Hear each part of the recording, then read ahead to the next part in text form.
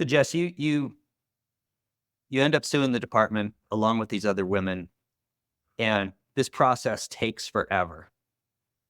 You get to a point that you told me where, it just kept dragging on, dragging on, dragging on, and ultimately you ended up in front of a judge. Um, Well, so suing the department took 3 years, okay. but me retiring. So I'm going through all this stuff, and this is just how I feel within the walls of the police department and what I'm watching for. But then I've got all these tragedies happening just as part of policing, Yeah. you know, um, going to calls where 4-year-old girls are blown away during the day while they're playing in the front yard. And, um, just the car flipping over and having to watch them burn, getting into situations where I'm being shot at, just the normal stuff that you have to go through, the tragedy that you see in policing, the crap that we have to deal with, taking its toll because I'm a shit attracting magnet. It just constantly is happening. Then worrying about not getting cover, um, my cops wanting to see something bad happen to me, being put in situations where I don't feel safe and know that I'm not, and fighting for everything. It starts to take its toll.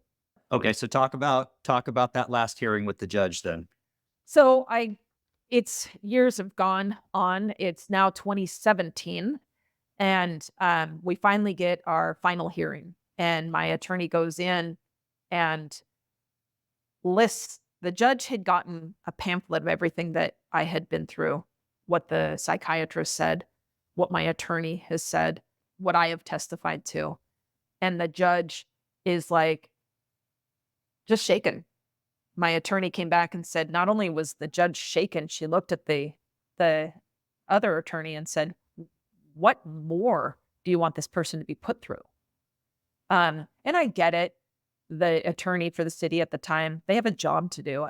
No disrespect toward them, no anger toward them. They have a job to do, right? But it was literally my corrupt chief of police that was run out for, what she had done, that just said, "No, she absolutely is not getting a a retirement." And that's another thing you have to worry about in policing, where you could be seriously injured and really, really have to fight for it, or you can be a good old boy, kick some handcuffed prisoner in the head and granted your back injury so that you don't get fired and lose everything. And that's what I talk about when I talk about the corruption in policing. Not just what we do outside of those walls, but what we do inside of those walls as well.